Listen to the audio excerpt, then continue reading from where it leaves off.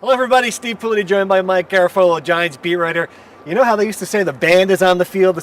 Well, here at Giants Stadium, the truck is on the field, a sign that we're 4 days away from game time. But I was going to say, what a sign of nothing. It doesn't look like they're going to be able to play a game on this field. No, it looks awfully bad, but they're tearing the place down anyway, so it doesn't matter. But before they do tear it down, let's talk about this game, Giants-Eagles.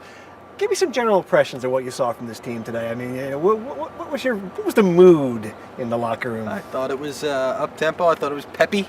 I thought it was everything you want to see from a team going into a big game. I think they are certainly understanding the challenges that are ahead of them here. And at practice, it was, it seemed like everybody was into it. I mean, I don't know how you wouldn't be. It is the divisional playoff game, but I think you're looking for confidence from this team, and I think I see a little bit of it right now. Two things I loved. I love the fact that Coughlin said these are going to be physical, hard-hitting practices. Sure. They're not going to let up. They're going to go at it like they would any other week.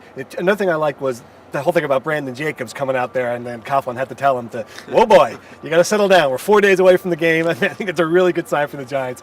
And his health also was another good sign for the Said Giants. He's as good as he's been since week 3, which is when he injured himself, and the injury that's been lingering with the PCL ligament.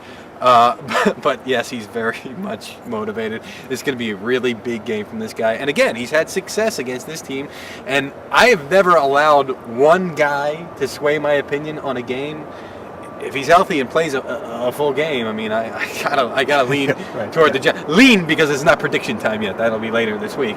But he is certainly motivated. Chris Nee said he saw him on Monday and was like, "Brandon, dude, chill out. We're not playing until Sunday. You've got 6 days." So he is certainly motivated for this. And it's funny, for a guy who ran for 1,000 yards, you get the sense he's got something to prove here. He hasn't had, statistically speaking, big weeks the last couple. He's missed a couple of games. I mean, I honestly got the sense that he's looking at this as something he wants to make a statement. He's very emotional. Derek Ward described him as emotional, and we'll have more on this in Thursday's paper, but Ward said to me, he's got so much of that softer side of the big guy, and he uses all that, and he uses it as fuel to knock people's heads in. It's an interesting dynamic that he's got going on. The big kid and the guy that wants to beat your brains in, but one side fuels the other, and I think that's what you're seeing right here. Right now, he's healthy. The only guy missed practice was Justin Tuck and Zach Diossi. Is that correct? That is correct. And they're both expected to play? Yes, I talked to Diossi. He had his core is messed up.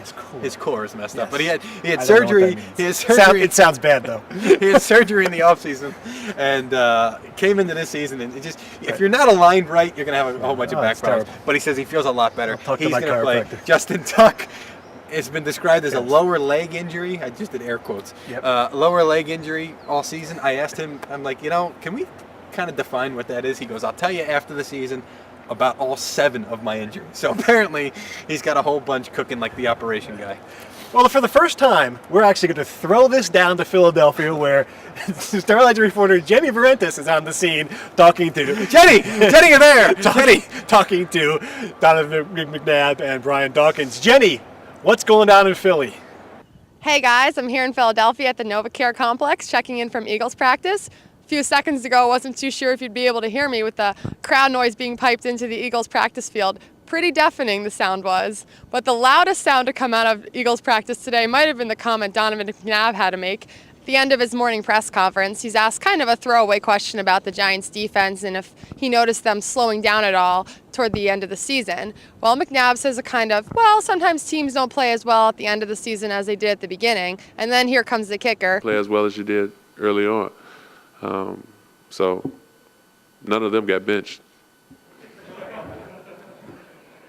It's an obvious reference, of course, to McNabb's Week 12 benching in the Baltimore game. Since then, of course, he's rallied, led his team to this second-round playoff game against the Giants on Sunday, which, by the way, the Eagles couldn't be more hyped about. The energy level's a lot higher than it was last week when they were preparing to face the Vikings. Safety Brian Dawkins, you could just sense it when he sat in his morning press conference. I don't need anything else added to the fact that this is the New York Giants, because we played them enough, and I've played them enough in my career to know what type of game this usually is. And so I don't need anything else to be added to it for me to be up and hype for this game. I'm going to be that. I'm going to be probably even up more than that. But it's about us handling what we need to handle, concentrating on what we need to concentrate on as a football team, and not worrying about nothing else. That's all from Philadelphia. I'll send it back to you in New York. It's funny, Mike. I thought we were at Giant Stadium. Apparently, we must be at the Polo Grounds or Yankee Stadium. Yankee Stadium, the Yale Bowl. Jenny, we're in New Jersey still. Well, see, that's what happens when you live in Manhattan. Yeah, You think you're the center of the universe and everything revolves around you, and you forget those people across Come home soon. Exit 16W on the New Jersey Turnpike, Jenny. Thanks for watching. We'll be back tomorrow with some insights about coaching tomorrow. That'll teach her to screw up.